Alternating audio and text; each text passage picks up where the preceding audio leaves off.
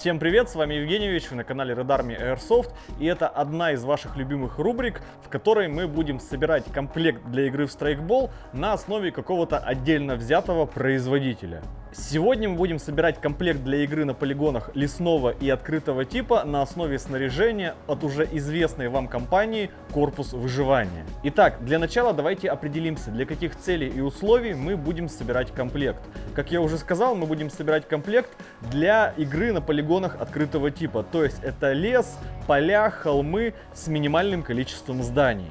Во-вторых, мы постараемся собрать более-менее универсальный комплект, который бы подходил как для однодневных игр, суточных игр, а также для игр в формате Бергет или Линия фронта, которые идут 2-3 дня и на которых есть игровые лагеря. Как всегда, определимся, что именно из снаряжения мы будем с собой переносить. В качестве основного оружия мы возьмем полноразмерный автомат. Так как подсумки от Корпуса Выживания в большей степени рассчитаны для магазинов от АК, я выбрал АК. Не смущайтесь, для видео я взял ММГ от концерна Калашников. Для игры страйкбол вы можете взять страйкбольный АК от любого производителя страйкбольного оружия. Для нормальной игры нам понадобится 8 магазинов. Пистолет я намеренно не беру, так как в выбранных условиях он пригождается крайне редко. Если выбирать между пистолетом или двумя дополнительными магазинами для автомата, я выберу 2 магазина. По классике мы берем с собой 2-3 гранаты, пару дымов, шары, лоудер, дополнительные аккумуляторы, еду, воду, ложку, нож и рацию. Совсем не лишним будет взять с собой телефон с установленным навигатором или отдельно GPS-навигатор. Ориентироваться, где именно в текущий момент вы находитесь на карте на полигонах открытого типа, очень полезная штука. Для размещения выбранного снаряжения, на мой взгляд, лучше всего подходит легкий нагрудник в сочетании с боевым поясом. К этому мы вернемся позже, а сейчас поговорим про форму. Наиболее универсальный вариант для выбранных условий — это боевые брюки и куртка или китель. В моем случае это комплект формы Триарий от Корпуса Выживания в расцветке Триарий. Я уже делал на него отдельный обзор, так что отвлекаться не буду, и если вы вдруг обзор не смотрели, ссылка есть в описании. В качестве головного убора я выбрал панаму Саванна в расцветке Сурпат Саванна. Кстати, для выбранных условий, на мой взгляд, Сурпат Саванна будет наиболее универсальным вариантом расцветки, нежели обычный Сурпат. По крайней мере, в нашей местности. На руки наденем перчатки Flex в расцветке Олива. Они обладают хорошей чувствительностью при работе с мелкими предметами и комфортно сидят на руке. Для переноски основной массы снаряжения возьмем боевой пояс Sherman с плечевыми лямками. По краям в быстром доступе я разместил по одному гранатному подсумку с каждой стороны. В подсумке возьмем GP-Q1 на бесшумной застежке. Это может быть полезным, если потребуется тихо открыть подсумок и удивить гранатой ничего не подозревающего противника. Для основного боекомплекта к автомату возьмем подсумки для АК по 2 магазина каждый. Эти подсумки внутри разделены перегородкой, а еще тут есть регулируемая утяжка по объему. Благодаря этому магазины не гремят внутри подсумка друг об друга, и их можно легко вставить обратно в подсумок. С левой стороны, сразу за магазинными подсумками, я повесил подсумок под сброс. К сожалению, в ассортименте Корпуса Выживания нет подсумка под сброс, который крепится непосредственно к ремню пояса, не занимая драгоценные ячейки молли. Поэтому пришлось пожертвовать 2 ячейками молли и взять вот такой подсумок под сброс. А ведь эти ячейки можно было сэкономить под еще один гранатный подсумок. Справа, сразу за магазинными подсумками, я повесил универсальный подсумок под флягу.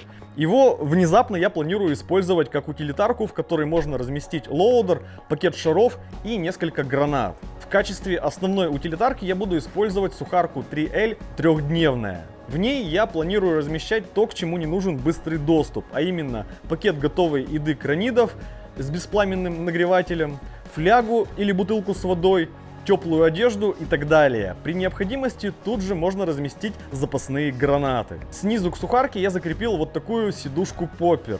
Полезность этого предмета в условиях холодной и дождливой уральской погоды сложно переоценить. В сумме мы получили весьма внушительную загрузку пояса. 8 магазинов, несколько гранат и дымов, запас шаров, воды, еды, одежду на случай непогоды и другие мелкие предметы. Чтобы пояс не съезжал вниз, я установил на него широкие лямки. Для игры в команде нам потребуется рация, карта полигона, телефон или навигатор.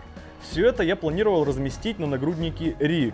Но когда лямки пояса и нагрудник попали ко мне в руки, стало очевидно, что и у того, и у другого лямки слишком широкие, чтобы их было возможно использовать вместе. Так как на нагруднике я не планировал размещать какой-то значительный вес, я решил немного модифицировать лямки нагрудника. Ну как модифицировать? Я просто отпорол широкие подушки на лямках нагрудника и соединил свободные концы строп между собой через пряжку двухщелевку. Получились тонкие лямки, которые абсолютно не конфликтуют с объемными лямками РПС.